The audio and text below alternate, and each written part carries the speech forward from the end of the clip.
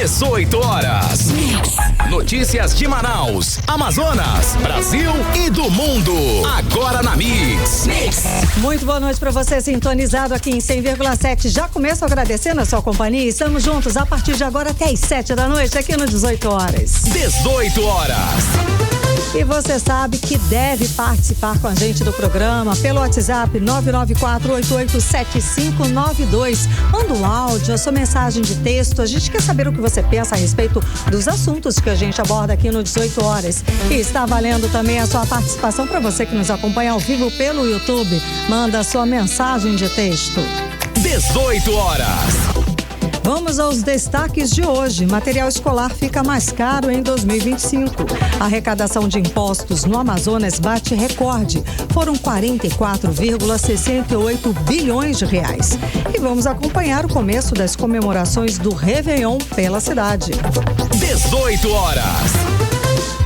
Esses e outros assuntos, os principais destaques do dia, você acompanha agora, a partir de agora, aqui no programa 18 horas de hoje, segunda-feira, dia 30 de dezembro de 2024. 18 horas. E começamos o programa de hoje com as expectativas dos brasileiros de mudar de vida com a Mega Sena da Virada. Afinal, o prêmio estimado é de 600 milhões de reais para quem acertar as 6 dezenas. É o maior prêmio da história. E faltam poucas horas para fechar as apostas, que vão até às 5 da tarde de amanhã, terça-feira, dia 31 de dezembro. A aposta simples, que custa apenas R$5, dá direito a escolher 6 números. O sorteio, como eu falei, acontece amanhã, às 7 da noite, no horário de Brasília. E quem está acompanhando essa movimentação é a repórter Nathalie Moraes, que traz pra gente os detalhes. Comprar coisas materiais, quitar dívidas, dar aquela viagem dos sonhos. O maior prêmio da história da Mega Sena da Virada inspira muitos sonhos. O sorteio acontece na próxima terça-feira, dia 31 de dezembro, e vai contemplar alguém aqui no Brasil com mais de 600 milhões de reais. Conversamos com um especialista para saber como jogar e o que pode ser feito com tanto dinheiro. Com a probabilidade de uma chance em 50 milhões acertar as 6 dezenas do sorteio, esse é um feito muito raro. Apesar das baixas chances, muitos brasileiros apostam, alimentados pela esperança de mudar de vida para sempre. Afinal, alguém tem que ganhar. Mesmo que o valor seja bem considerável, ele não é ilimitado e é necessário ter alguma cautela na administração.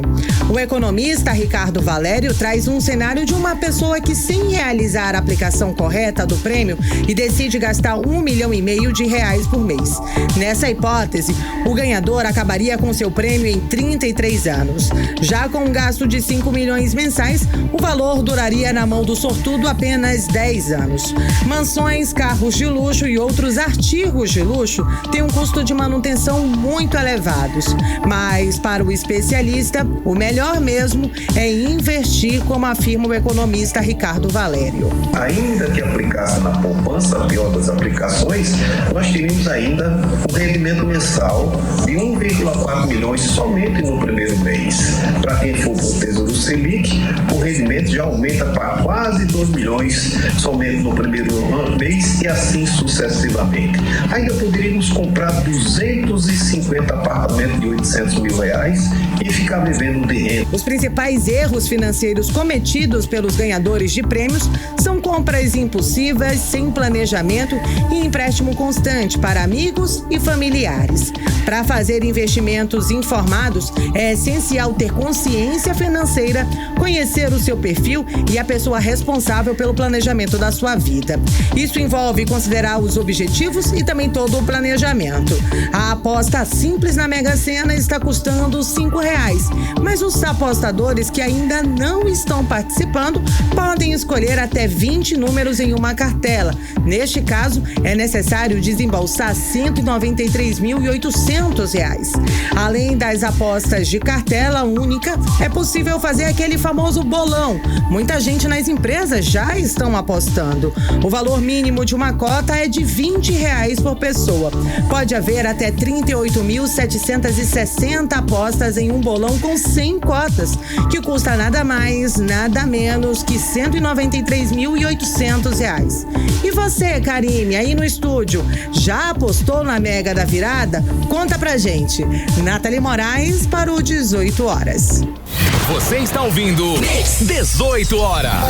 Nathalie, vamos fazer o nosso bolão aqui da redação. É só o que está faltando. Afinal de contas, tem que apostar todo mundo junto. Somos muito sortudos. Eu acho que vamos ganhar uma boa grana com essa, hein, Nathalie? Agora em Manaus, 6h04. 18 horas. E o ano encerra com uma notícia não muito boa para os pais. O material escolar deve ficar até 9% mais caro em 2025. A variação de preço entre lojas pode chegar até 196%. Aliás, segundo o levantamento, o gasto anual com o material escolar compromete 85% do orçamento das famílias. Vamos acompanhar mais detalhes a respeito do assunto agora com a Janeia Araújo. A preocupação comum de todo o mês de janeiro esse ano foi antecipada e os pais já entram em 2025 sabendo que vão gastar em média 9% a mais para enviar as crianças à escola no próximo ano. Uma prévia da média do preço da lista do material escolar foi publicada pelo Jornal Extra, com dicas inclusive de comprar com antecedência para ajudar a evitar os preços altos. A compra antecipada também dá mais tempo para pesquisar e comparar os preços. Além do mais, segundo a economista Denise Kassama, comprar antes da grande procura também pode ser mais barato, porque as lojas não estão tão pressionadas a vender rapidamente. A gente nem começou a pagar as contas de Natal e já vem outro pesadelo para os pais que têm filhos em idade escolar. A famigerada lista de compras de materiais escolares. Se a gente não se cuidar, corre o risco aí de entrar em roubada. Há de se esperar um aumento geral de preços de em torno de 5 a 9%, por conta até da reposição da inflação. Pesquisar bem antes de sair de casa. Hoje, com a facilidade da internet, a gente consegue pesquisar muitos preços sem sair de casa. Pesquisar antes de comprar é realmente necessário, até porque, segundo a pesquisa do Jornal Extra, em algumas regiões foi possível encontrar diferenças de até 196%. A pesquisa foi feita com uma lista básica de materiais escolares em várias lojas e os preços podem mudar dependendo da marca e da qualidade dos produtos. Em alguns produtos, a diferença é ainda maior. Um fichário que custa R$ 49,90 em uma livraria pode ser comprada por até R$ 15,90 em outra loja, uma diferença de mais de 213%. A economista Denise Kassama dá dicas para os pais se organizarem na volta às aulas, a fim de não começar em 2025 com a renda tão comprometida. Tente, na medida do possível, comprar coletivamente. Então, itens como caderno, lápis, réguas, você pode se juntar a outros pais, comprar no atacado, que sai um pouco mais barato que no varejo, e dividir essa conta. Outra, evite itens da moda. Então, o personagem da Disney que está na moda no momento, geralmente é o que vai estar nos itens que vão estar mais caros da sua lista. E aí, junto com essa, eu dou uma outra dica: não leve seus filhos para as compras, porque eles vão querer usar os itens da moda para ficar na onda aí entre os colegas de turma aí. Outra dica é fazer uma lista com tudo o que precisa para não comprar por impulso. Reutilizar materiais do ano passado, como livros e mochilas, também ajuda a economizar. Comprar à vista também é a melhor opção para não entrar para a estatística de 85% das famílias que têm o orçamento impactado por causa do material escolar. Odneia Araújo para o 18 horas. Você está ouvindo 18 horas. Entrevista do dia. E o nosso entrevistado de hoje é o prefeito de Manaus, Davi Almeida, que termina o ano extremamente vitorioso e se consolida como uma grande liderança política do estado. A administração foi aprovada pela população que o escolheu para comandar a cidade por mais 4 anos. Davi foi reeleito com ampla vantagem e mantém um ritmo acelerado de entregas. Muito boa noite, prefeito. Seja bem-vindo. Obrigada pela sua presença. Eu sei que numa agenda apertadíssima de fim de ano aqui nos estúdios da Mix. Obrigado, Karime. Boa noite aos ouvintes internautas da Mix. Estou aqui para a gente conversar um pouco sobre a cidade de Manaus. Exatamente. E vamos fechar, né? 2024 foi um ano especial, um ano de desafio, que o senhor enfrentou a sua reeleição. Essa eleição que foram 2 eleições separadamente, a gente pode falar, como já conversamos aqui. Foi uma eleição no primeiro turno e outra eleição completamente diferente no segundo turno, não é, prefeito? Foi. No primeiro turno, nós tivemos que enfrentar todas as forças separadas, né? E chegamos na frente no primeiro turno de todas essas forças. No segundo turno, essas forças todas se juntaram e ainda assim foram derrotadas pela população da cidade de Manaus. Então, isso me dá uma responsabilidade muito grande de continuar o trabalho à frente da prefeitura, melhorando a qualidade de vida das pessoas da nossa cidade. Daqui a amanhã, depois de amanhã, eu assumo o novo mandato. E já na quinta-feira, Karine, eu já inauguro uma grande UBS Porte 4 com 1.200 metros quadrados. Na sexta-feira, dia 3, já entrego 20 novos ônibus com ar-condicionado e o nosso trabalho não para, porque a população me respaldou. São só as entregas. Agora a gente também quer saber, está sabendo que temos aí os novos secretariados. Estão todos muito curiosos para saber. O senhor mudou aí seu time um pouco. Hoje eu anunciei, já pela manhã, o novo secretário de Educação, que é o Luiz Gonzaga Souza, o Ló, que é um professor universitário da UFAM, do cursos, faculdades particulares. Ele é do magistério, mas também é um fiscal da Cefaz. E ele já faz parte da equipe lá na CEMED. Ele assume a secretaria, vai montar o seu time. A professora Dulce, que era a secretária, ela vai para o CMGE tratar de políticas públicas relativas à educação e vai também estar auxiliando lá na CEMED. Então, essa é uma grande mudança, que é a maior secretaria. Eu anunciei também o deputado Saulo Viana como novo secretário de Assistência Social. Quero agradecer ao Saulo por aceitar o convite e desejar a ele êxito e sucesso, assim também como o Ló. Eu confirmo na Casa Militar o capitão William, que já está à frente da Casa Militar. Tem o CCC com o Sandro Dias. A Centep, uma novidade, o vereador Alonso Oliveira assume a Centep. O vereador Wallace Oliveira assume a ouvidoria do município. A Fundação Dr. Thomas vai ser comandada pelo ex-secretário de Assistência Social, o Eduardo Lucas, que é alguém que já conhece do assunto. O Concultura, que é um órgão ligado à cultura da cidade de Manaus, vai ser ocupada pelo ex-deputado Tony Medeiros. E são muitas. Tem Procon. Procon é a doutora Onilda Abreu.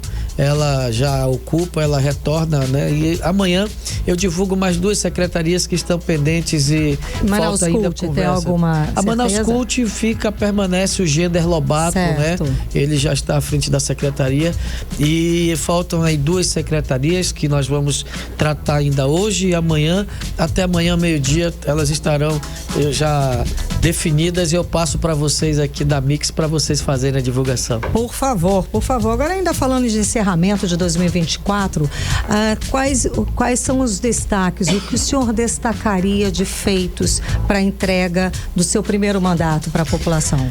Karime, eu vou fazer aqui um balanço pequeno, né? Porque eu tive que assumir a prefeitura no ano de 2021, em plena crise da Covid, a segunda crise da Covid. Veja, foi a maior crise sanitária mundial, a maior pandemia eu tive que enfrentar. Nós tivemos que enfrentar a maior de todas as enchentes e as 2 maiores estiagens e secas da história. Em 2023, com a estiagem, teve queda de arrecadação. Na verdade, a queda da atividade econômica não gerou receita, então nós tivemos também queda de arrecadação. Eu tive no segundo biênio do meu primeiro mandato uma oposição muito ostensiva, né? Que o poder ele não pode, ele é independente, mas eles são harmoniosos e eles não podem trabalhar para inviabilizar um outro poder. Um poder não pode inviabilizar o outro poder. Infelizmente, quem estava à frente da Câmara, que presidia a Câmara, não pensava desse jeito e eu tive muitos problemas. Mas veja, todas essas adversidades, eu entrego a melhor saúde básica que essa cidade já teve. Quem diz isso é o Ministério da Saúde, através do Previne Brasil.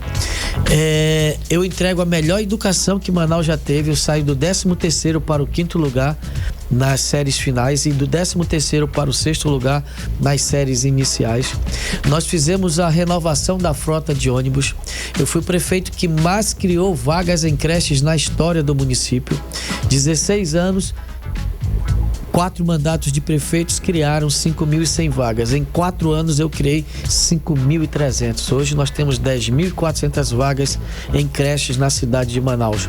Nós fizemos o maior programa de recapeamento asfáltico da história da cidade de Manaus, o maior programa de recuperação de voçorocas na história da cidade de Manaus, o maior programa de recuperação de feiras e mercados da história da cidade de Manaus. Pela primeira vez, uma prefeitura asfaltou ramais no entorno da cidade de Manaus. Nós não tivemos uma greve do transporte coletivo, não tivemos uma greve do servidor público. Os nossos servidores públicos todos recebem em dia e têm as suas datas bases corrigidas. Então, nós tivemos um mandato de muitos desafios, porém de muito êxito, muitas conquistas e muitas entregas. Muita entrega, por isso, de repente, é claro que está a sua reeleição, né? A população assim entendeu, já entendeu dessa forma. Agora, o senhor falou também dessas dificuldades políticas. Dificuldades não, adversidades, e tem confrontos e embates políticos, a gente sabe. A respeito do governador Wilson Lima, que manteve uma posição de oposição durante essa eleição agora. Isso trouxe prejuízos para o município ou foi só pontual? Como é que o senhor analisa isso? Olha, ele fez a opção dele de apoiar os candidatos dele, né? Não estava comigo, eu tive que enfrentar o grupo dele. A população entendeu que a minha eleição era a melhor opção para a cidade de Manaus. Do campo de vista pessoal, eu e ele temos uma boa relação, só que do campo de vista institucional, essa relação ela foi desfeita. Na verdade, ela ainda tem uma parceria que eu quero até aqui destacar, que hoje foi feito o último pagamento do Vale do Passe Livre Estudantil, certo, né? Quero agradecer aqui na pessoa do Marcelo, ao próprio governo do estado por manter essa parceria, mas as outras parcerias estão pendentes e essas pendências elas precisam ser sanadas para o bem da população da cidade de Manaus. Eu não me recuso a conversar, eu sou do diálogo. Inclusive hoje fui para uma reunião que tinha mais, que eu acredito que uns 30 vereadores para o almoço, e eu falava para eles, eu disse, olha, eu tenho 20, eu entrei na política em 96, então eu já tenho aí 28 anos de carreira política, né? Não de mandato. De mandato eu tenho aí 20 anos efetivo. Mas eu quero dizer que eu não consegui, uma coisa que eu não consegui na política em 28 anos convivendo no meio político é ter inimigos. Eu não tenho um inimigo, Karine. Eu durmo todo dia tranquilo. E eu falava para eles, olha, a gente tem na política adversários momentâneos. Hoje, o teu adversário dessa eleição pode ser o teu aliado da próxima eleição. Então não se faz política com fígado, se faz com a cabeça, com pensamento, você faz com ideias, com conversas, com diálogo. Então é isso que nós estamos fazendo e dessa forma nós vamos levando e graças a Deus, sem criar inimizades. Eu não tenho problema nenhum em buscar um diálogo posterior a assumir o mandato. Sem dúvida. Agora, prefeito, o que ainda está pendente? O que falta ainda o governo do estado do Amazonas acertar com a prefeitura? Olha, nós temos o Parque Amazonino Mendes, uma homenagem ao grande governador Amazonino Mendes, que nós construímos lá na Zona Leste. Foi um convênio com 3 parcelas, só foi paga uma parcela. Eu fiz o viaduto aqui da bola do o viaduto da Avenida das Torres, que eram de 3 parcelas, só foi paga uma parcela. Então, nós temos essas pendências e algumas outras pendências menores, né, que existem, que nós vamos tentar buscar solucionar e receber esses recursos para que a gente possa continuar investindo na cidade de Manaus. E ainda temos o viaduto lá da Bola do Produtor, que também está com pendências. Tá certo. Agora, prefeito, vamos falar então do próximo ano. Eu sei que o trabalho, as entregas não param, certo? Quais vão ser as suas prioridades, assim, logo nos primeiros 3 meses de 2025? Eu tenho assim um desafio muito grande, porque Manaus tem pressa, Manaus não pode esperar. Nós vamos, por exemplo, já inicio trabalhando para que nós possamos entregar até o final do ano, Karime. Até o final do ano a gente tem a intenção de entregar o Hospital Municipal Dia, a Cidade do Autista. Vamos trabalhar para que nós possamos entregar esses 2 equipamentos, esses 2 presentes para a cidade de Manaus, mais ônibus. Agora nós temos o maior programa habitacional da história do município. Já entrego o primeiro residencial com 576 apartamentos. A gente já entrega ele agora no mês de maio. São 7 residenciais, 4.700 unidades construídas por ano na cidade de Manaus. Tem o bairro planejado lá onde era o Monte Oreb, que é o bairro Doroteia Braga. Nós vamos ter também o Asfalto a Manaus voltando, a ampliação das nossas unidades básicas de saúde, a reforma e construção de mais escolas. Nós temos muito a oferecer para a cidade de Manaus. Muita entrega. Agora, eu sei que há uma preocupação logo no início do ano a respeito das arboviroses. Combate ao mosquito, porque como esse ano teve muita seca, eu sei que esses mosquitos agora com a chuva estão aproveitando essa chuva para proliferar. É verdade. Quando a estiagem ela é mais prolongada, e a nossa foi muito prolongada, os mosquitos eles depositam os ovos. E aqueles ovos com o sol, com o calor, eles criam assim uma capacidade de resistência muito grande. Só que quando começa a chover, que ele tem o primeiro contato com a água, eles vão eclodir. E nós identificamos bairros muito preocupantes. Nós temos aí 12 bairros bem preocupantes que nos acendeu um alerta. E eu aproveito a audiência da Mix para pedir a você que está ouvindo esse programa, assistindo esse programa na internet, que você possa fazer o dever de casa. A dengue, ela está dentro de casa. É aquele vaso que está retendo água, é uma garrafa, é um balde com água lá fora, é o vaso sanitário que não foi puxado a descarga, é a calha da sua casa que está cheia de água. Tudo isso faz parte do cuidado que nós temos que ter com as residências. É uma piscina que está fechada. Para você ter uma ideia, nós entramos na justiça, com pedido na justiça, para que a justiça nos autorize a adentrar os terrenos e imóveis que estejam fechados e tenham focos de dengue, para que a gente possa atuar. Eu ia falar isso. E a justiça concedeu, viu? Concedeu, porque tem muita residência fechada, terreno maldio. E o que vocês vão fazer? Vocês vão entrar com a equipe lá para fazer essa vistoria, para poder limpar? Fiscalização, nós estamos com uma equipe já pronta, com drones, com todas as nossas equipes da saúde, das fiscalizações, de todas as secretarias. Nós vamos envolver todas as secretarias municipais, os órgãos de comunicação, campanhas educativas, porque independe da prefeitura isso. A prefeitura vai fazer a sua parte, vai adentrar, mas a maior contribuição são dos moradores. Os moradores que precisam fazer a sua parte, o descarte do lixo, tudo isso a CEMUSP está fazendo, está trabalhando, e nós vamos continuar esse trabalho para que a gente não possa sofrer um surto de dengue aqui. Lembrando que 2024 foi o ano que teve o maior número de casos de dengue na história no Brasil. E foi o ano que teve o maior número de mortes por dengue. Manaus não contribuiu, porque nós fizemos o nosso dever de casa. Quando nós identificamos esse estudo, no mês de novembro, nós já tomamos as providências, já estamos vacinando, já estamos trabalhando e agora fazendo essa campanha, porque agora janeiro, fevereiro, março, abril, a chuva vem com muita intensidade e nós vamos fazer o nosso dever de casa. Você, ouvindo esse programa, faça o seu dever de casa e com certeza certeza nós vamos estar livres desse problema. É um mosquito, né, gente? Agora, são aqueles 5 minutos, né, prefeito? Você 5 minutos em casa, dá uma olhada no seu pátio, vê se tem alguma pocinha, alguma retenção de água. É muito fácil. Água parada, né? Água ali estagnada, você pode trabalhar. Vou dizer outra coisa. Depois que o mosquito que eclodiu o ovo, não adianta ter inseticida, porque o mosquito vai infectar as pessoas, sim, né? Então, a nossa campanha, ela é preventiva. Nós temos que lavar o vaso, limpar os vasos, colocar aquela areia nos vasos de plantas, tudo isso dentro de casa, nas calhas, como eu já falei aqui anteriormente. Muito obrigado por fazer essa pergunta sobre a dengue. É preocupante. Acendeu o sinal de alerta vermelho. Nós temos bairros com alerta vermelho, alerta amarelo e alerta verde. E os bairros de alerta vermelho estão sendo trabalhados, e eu quero aqui pedir que a população possa nos ajudar. Na quinta-feira, dia 2, eu faço uma entrevista coletiva, eu vou mostrar bairro por bairro para que cada um possa ter a maior atenção. Obrigada, prefeito. Também agora no início de janeiro, os radares vão começar a funcionar, não é isso? Vão.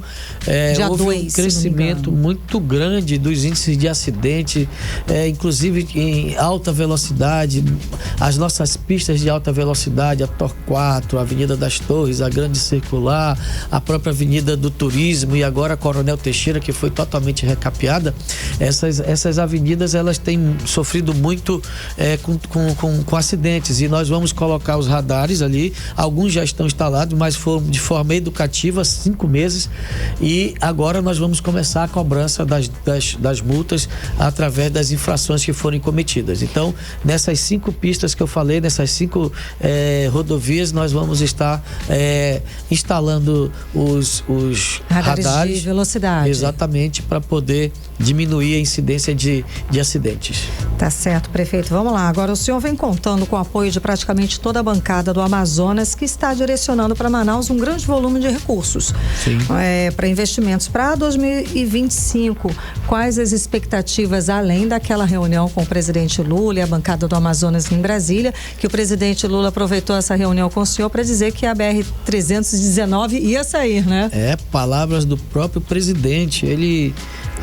Nós adentramos o gabinete dele e ele nos deu essa fantástica informação, notícia de que agora sim a BR-319 vai sair, a licença ambiental não vai ser mais o entrave e que vai ter recursos para realizar a pavimentação tão sonhada da BR-319.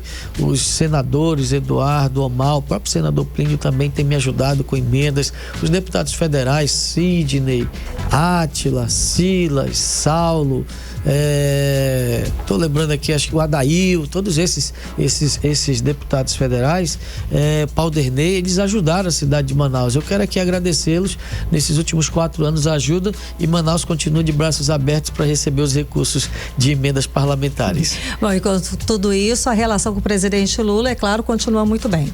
É uma ajuda, é uma relação institucional respeitosa. O presidente Lula tem investido na cidade de Manaus. Cabe a mim receber o recurso, aplicar o recurso e dizer a fonte do recurso. O programa Minha Casa Minha Vida, essa construção de 4.700 unidades, é recurso do governo federal. Eu recebo o recurso, aplico o recurso, a gente beneficia a população e eu digo para a população quem ajudou com o recurso. Então, essa é a minha tarefa. Transparência. Agora, prefeito, para esse próximo mandato, o senhor analisando, qual vai ser o seu principal desafio? Dirimidos, né, os problemas iniciais, os 4 grandes que eu te mencionei, 5, né, porque tinha questão política também com a Câmara.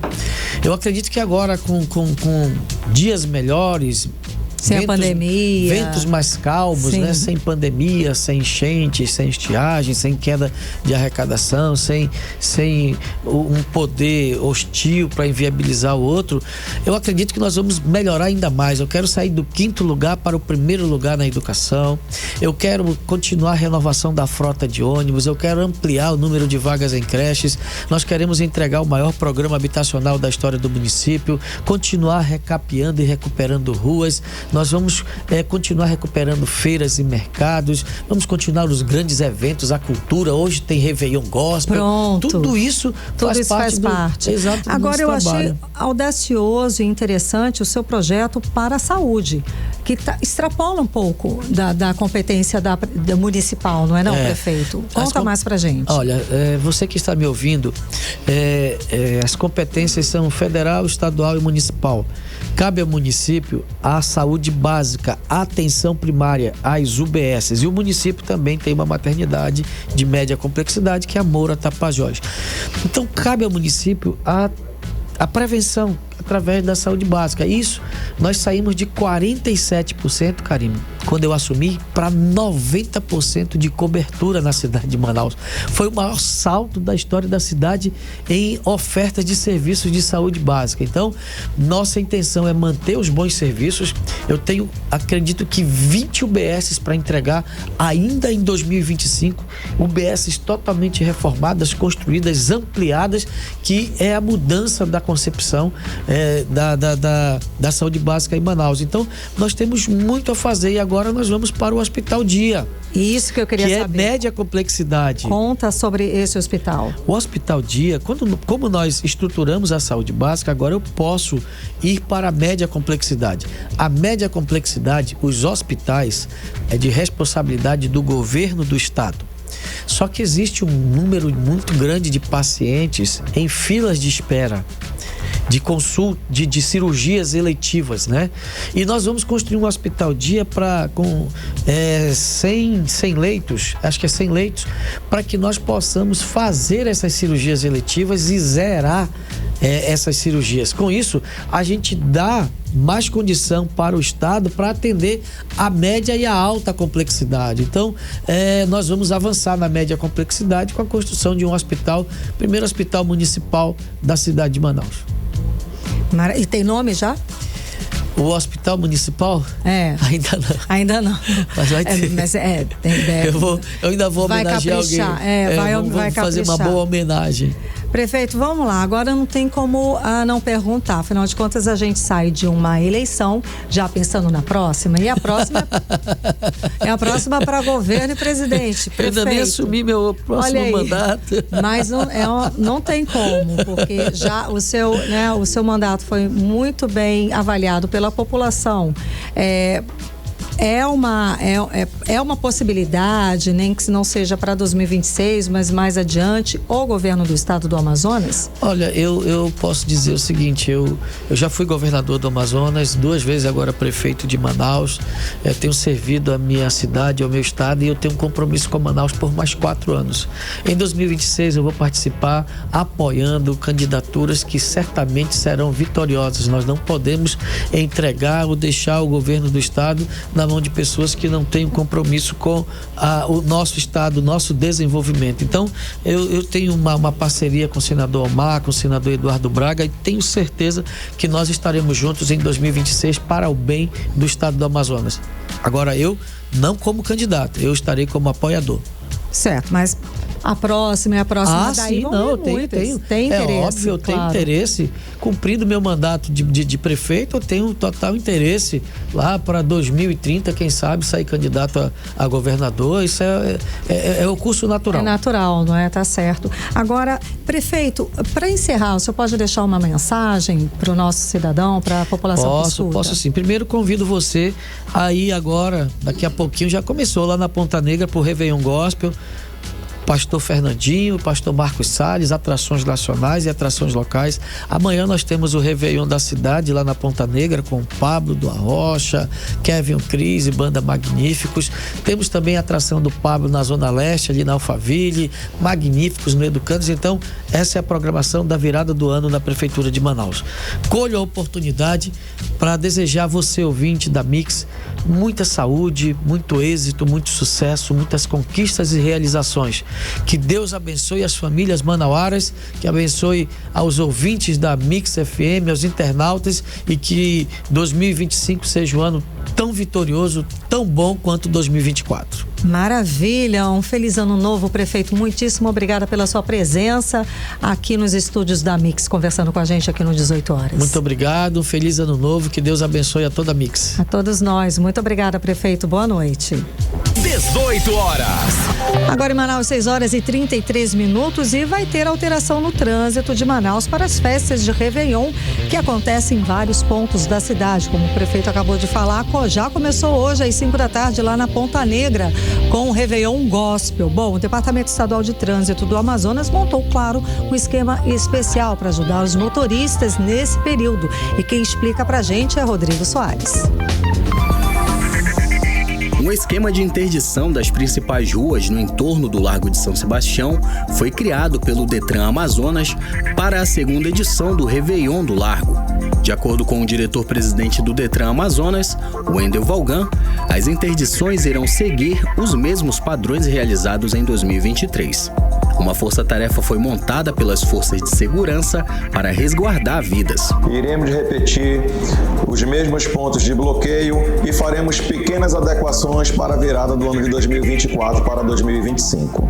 Detran Amazonas estará presente também em todas as áreas da cidade, juntamente com Secretaria de Segurança, Polícia Militar, Polícia Civil e Corpo de Bombeiros, para que possamos assegurar a vida de todos os usuários do trânsito da cidade de Manaus. Lembrando que, se beber, não dirija, não forneça seu veículo para pessoas não habilitadas, utilizem todos os equipamentos de segurança para que possamos ter um Réveillon cheio de saúde. Vamos salvar vidas. A partir das 8 da manhã do dia 31 de dezembro, serão interditados os seguintes pontos: Rua 10 de Julho com Ferreira Pena, e Rua Monsenhor Coutinho com a Rua Tapajós, Avenida Eduardo Ribeiro com a Rua 24 de Maio, Rua Marçal com Dona Libânia e Rua Monsenhor Coutinho com Eduardo Ribeiro.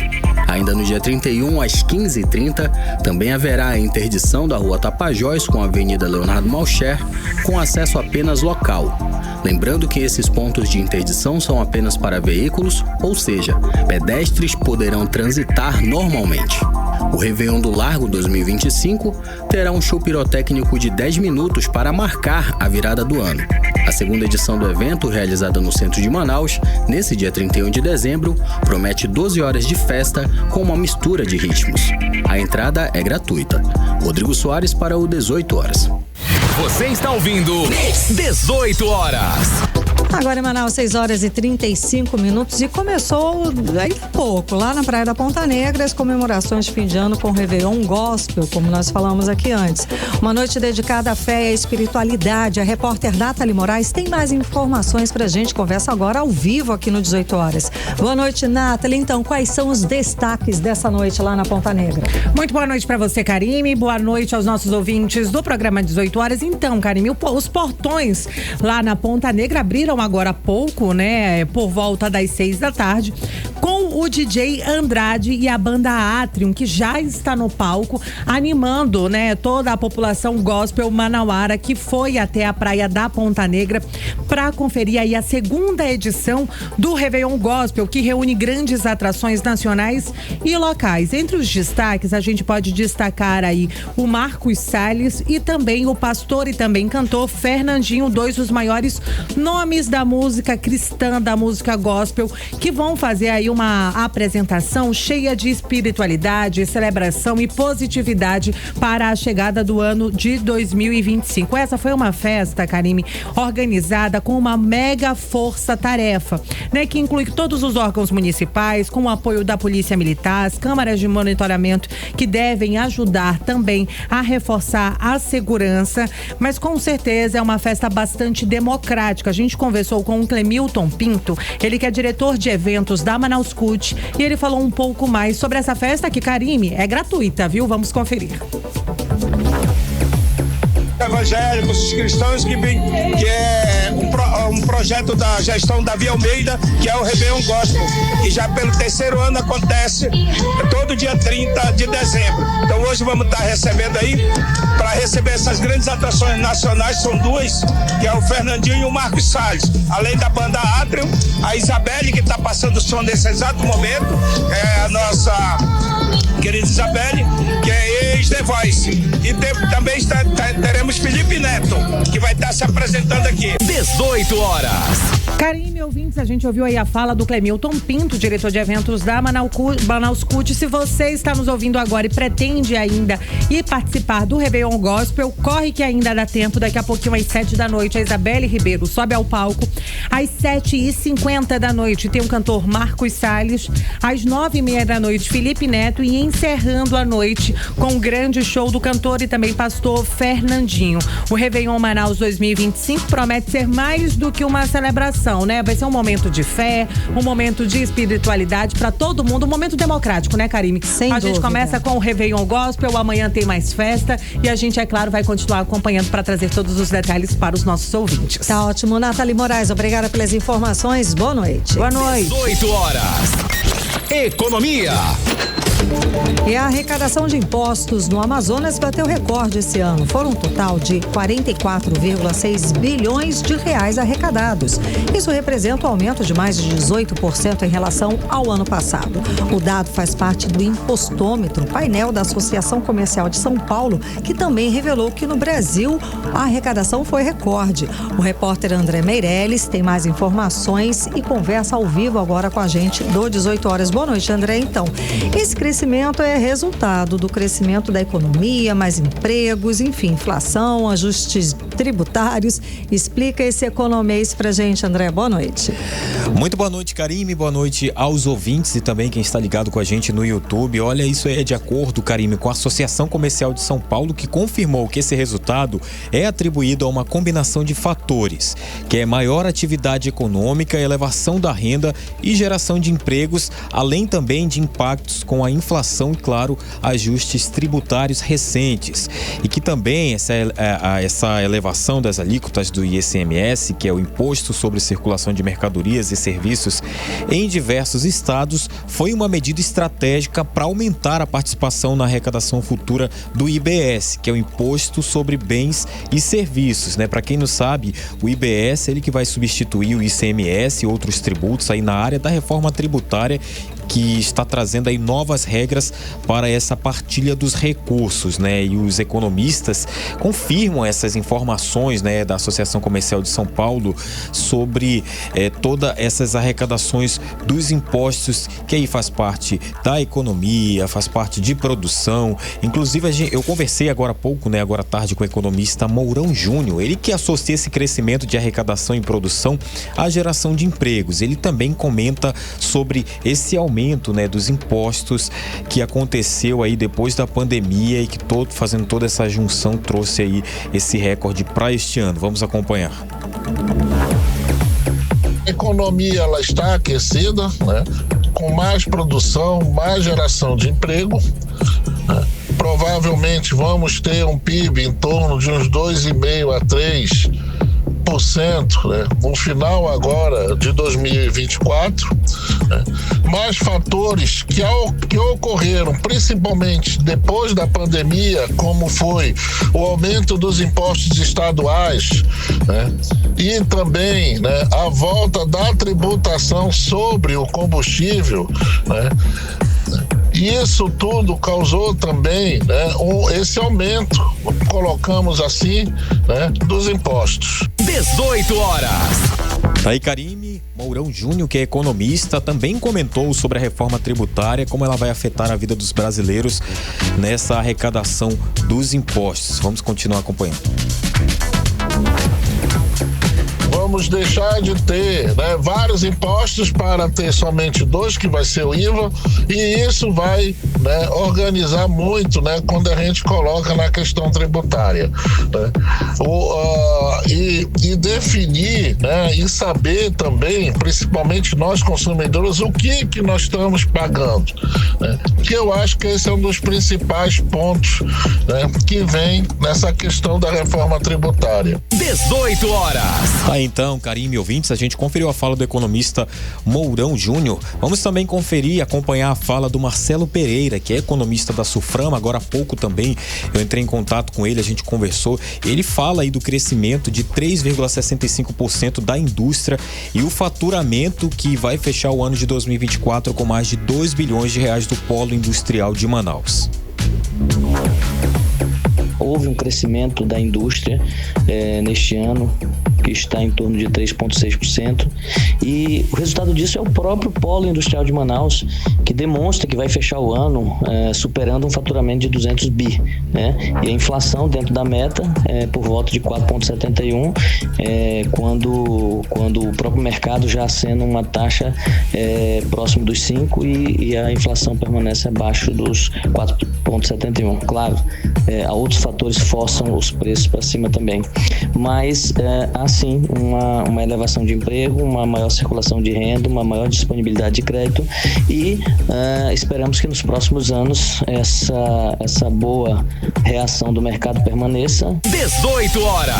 Tá, então, Karime, a gente conferiu a fala do Marcelo Pereira, economista da Suframa, falando aí, né, dessa situação que a gente comenta aqui no 18 horas, né, que os contribuintes aqui do estado do Amazonas pagou aí mais de 44,68 bilhões de reais, isso em tributos somente esse ano, né, o que representa 18% a mais do que o ano passado, né? Esse montante inclusive reflete aí a soma de impostos, taxas, contribuições pagas pelos brasileiros desde o início do ano, que acaba abrangendo aí as esferas federal, estadual e municipal, além de multas e correções monetárias, né? E a gente ouviu as explicações de todos os especialistas aqui que entendem de economia e delimitou aqui para o estado do Amazonas, Karime. Explicou pra gente um pouquinho mais desse economês. Muito obrigada, André Meirelles, pelas informações.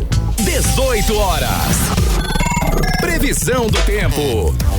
Vamos lá, segundo informações do Clima Tempo, esse Réveillon vai ser de chuva, viu, gente? Ó, tempo nublado, com chuva na parte da manhã, temporal de tarde, mas à noite a chuva forte dá uma trégua e a virada do ano, no máximo, vai ter um céu nublado, isso de acordo com informações do Clima Tempo.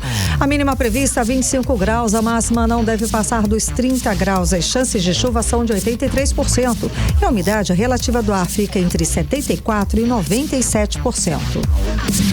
Você está ouvindo 18 horas. Trânsito.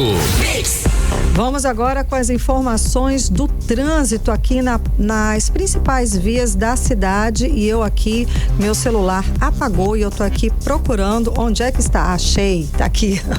Vamos lá, na Avenida Djalma Batista, próximo ao Shopping Plaza, no sentido centro-bairro, tem trânsito fluindo e sem obstáculos da via. No centro, na Avenida Floriano Peixoto, esquina com Eduardo Ribeiro, próximo ao relógio municipal, temos trânsito com boa fluidez. Na Avenida Mário Ipiranga, com travessa Plínio Coelho, próximo ao Carrefour de Flores, trânsito carregado, mas fluindo sem retenções. As informações são de acordo com as câmeras de monitoramento de cooperação da cidade, que são transmitidas em tempo real. 18 horas. Política. Vamos agora falar dos bastidores da política amazonense com Cíntia Blink, que já está aqui com a gente. Fala assim dos bastidores dos últimos momentos de 2024. Boa noite, Blink. Então, com a escolha de Saulo Viana para compor o secretariado de Davi Almeida, Paulderney Avelino vai reassumir como deputado federal? Boa noite, Karime. Boa noite para todo mundo que está com a gente na 100.7. Exatamente, a gente teve aí essa surpresa de Saulo Viana, que já havia dito que não iria sair da Câmara Municipal, da Câmara dos Deputados, mas por isso a surpresa. Então, sim, ele sai e assume a SEMAS, que é a Secretaria ali de Assistência, que é uma secretaria muito estratégica para quem quer enfrentar eleições. Então, Saulo Viana, nessa secretaria, ele tem a possibilidade de ganhar uma força política ainda maior para 2026, e aí a gente não sabe exatamente que caminho ele quer seguir. Pode ser que ele retorne à cadeira de deputado federal, pode ser que ele queira um outro cargo, talvez o Senado, talvez até acompanhar um dos candidatos ao governo como vice. Enfim, a gente não sabe exatamente onde que ele vai jogar, mas sem dúvida ele estará na disputa de 2026, e uma secretaria que fala de assistência, que tem acesso às pessoas, ela é muito bem-vinda. Então a gente vê essa mudança, e o primeiro efeito colateral é Paulderney Avelino retornando à Câmara dos Deputados, porque ele é o suplente. A gente viu isso acontecer antes, num outro cenário, em que o deputado federal Fausto Júnior foi quem saiu da Câmara para assumir uma secretaria no governo do estado do Amazonas, e aí o suplente, que era o Paulderney, assumiu ali a vaga de suplente dentro da Câmara. Inclusive, Paulderney se movimentou um bocado durante as discussões sobre a reforma tributária, em especial como isso atingia a Zona Franca de Manaus. E agora ele retorna por conta dessa suplência, dessa vez com a saída de Saulo Viana. Karine. Certo, Blink. É verdade que o governador e o vice-governador não estão se falando? Olha, Nossa. De acordo com o que rolou nesse fim de semana de notícia, o vice, que é Tadeu de Souza, veio a público e falou, uma das falas dele, né, foi justamente sobre isso. Perguntaram como é que estava a relação entre ele e o governador, e ele disse que se sente muito colocado de lado dentro dessa gestão. Que ele, como vice, não tinha muita participação, a não ser a participação que cabe a ele ali dentro da função, mas que ele sentia esse esforço em dizer que você não faz parte. Pra falar a verdade, isso não traz nenhuma novidade, porque a gente sempre viu Tadeu de Souza como parceiro de Davi Almeida, que é atualmente prefeito e foi reeleito, e foi inclusive colocado lá enquanto o governador Wilson Lima e o prefeito Davi Almeida estavam numa aliança mais forte. Então, com a distância entre o Wilson e Davi, o Tadeu se colocou mais ao lado de Davi do que exatamente de Wilson. Então, o que a gente vê é que a participação do Tadeu dentro da gestão Wilson Lima, ela se faz mais tímida. E aí ele vem a público e fala, olha, tem muito tempo que eu não falo com ele, que eu não falo com ele sobre a gestão e que eu não falo com ele sobre nada. E aí isso expõe, né? Isso traz aí, escancara essa falta de comunicação, essa falta de harmonia, essa falta de trabalhar junto, né? Entre o governador e o vice. Governador que não teve muita sorte com o vice, isso, né? Que eu ia lembrar, né? Porque o Carlos Almeida foi uma pedra no sapato dele. Exatamente. Então ele não conseguiu construir vices que estivessem jogando junto ali. E dessa vez com o Tadeu a mesma coisa. Inclusive, Tadeu trouxe, né, que ele pode vir a ser o governador. Por quê? Porque se o governador quiser em 2026 vir para o Senado, que foi muito falado já em 2024 dessa possibilidade, automaticamente ele tem que sair do governo e quem assume é o vice. Então, Tadeu de Souza tem aí o risco de virar governador. E aí, por isso, a gente se pergunta se o Wilson Lima vai permanecer na cadeira e vai deixar a eleição de 2026 passar e vai sair depois em 2028, porque aí não vai concorrer, enfim, acho que não tem muito caminho ali para o que concorrer. Ou se ele, ainda sabendo que Tadeu quem vai assumir o governo, ele ainda assim vai tentar um lugar no Senado, a vaga no Senado. Isso ainda está um mistério, a gente não sabe exatamente o que vai acontecer. Sinceramente, eu já vejo uma conversa maior acontecendo entre Davi e o Wilson, mas tem coisas que é o tempo quem vai contar pra gente. Blink, vamos lá, agora vamos para longe. O ministro Flávio Dino autorizou os municípios a executarem emendas para a saúde, com recursos depositados nos fundos até 10 de janeiro? A gente tinha falado sobre as emendas e ele tinha bloqueado essas emendas por conta da falta de transparência das emendas de comissão. E aí, os municípios falaram, opa, peraí, calma aí, você tá barrando isso e como é que vai ficar a gente? E aí, essa pressão funcionou, gente, porque às vezes funciona. E ele liberou as emendas voltadas para a saúde. Lembra que o Anderson Souza, que é o prefeito de Rio Preto da Eva e também presidente da Associação Municipal do Amazonas, dos municípios do Amazonas, ele reclamou justamente sobre isso. Como é que a gente vai arcar com as despesas de saúde sem esse dinheiro da emenda? Então, o Flávio Dino segue bloqueando o valor e pedindo transparência, mas parte desse valor que estava voltado para a saúde nos municípios foi liberado. Então, com essa parte do dinheiro, não haverá nenhum problema, porque foi liberado, a pressão feita pelos prefeitos funcionou. E é isso? É isso, eu volto com mais informação para você amanhã. Tá ótimo, Blink. Obrigada pelas informações. Boa noite. 18 horas. Economia. Vamos aos indicadores econômicos de hoje. O dólar fechou a última sessão do ano, nesta segunda-feira, cotado a R$ 6,18. Isso representa alta de 26% em relação ao início do ano. O euro fechou em queda de 0,52%, cotado aos R$ 6,42. O Bitcoin registrou alta de 0,84%, cotado a R$ 587.469. O Bovespa fechou em alta de 0,33% e fechou aos 120.661 pontos. Você está ouvindo 18 horas. Olha, o Rio Negro subiu mais de 17 centímetros de ontem para hoje, elevando o nível das águas no Porto de Manaus para 18 metros e 5 centímetros. 18 horas. E o Tribunal de Justiça do Amazonas atingiu um marco histórico, mais de 761 milhões de reais em precatórios pagos esse ano.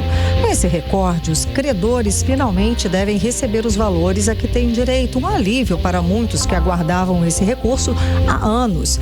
Vamos acompanhar os detalhes agora com Kennethson Paes. O Tribunal de Justiça do Amazonas anunciou um marco histórico na gestão de pagamentos de precatórios. Somente neste ano, a Central de Precatórios efetuou o pagamento de quase 8 mil alvarás, totalizando mais de 761 milhões de reais quitados. Segundo a presidente do TEJAN, desembargadora Nélia Caminha Jorge, esse resultado mostra o compromisso do judiciário amazonense com a eficiência e a responsabilidade na gestão dos recursos públicos. Ainda segundo a desembargadora, esse volume expressivo de pagamentos é reflexo do esforço conjunto em garantir os direitos dos credores.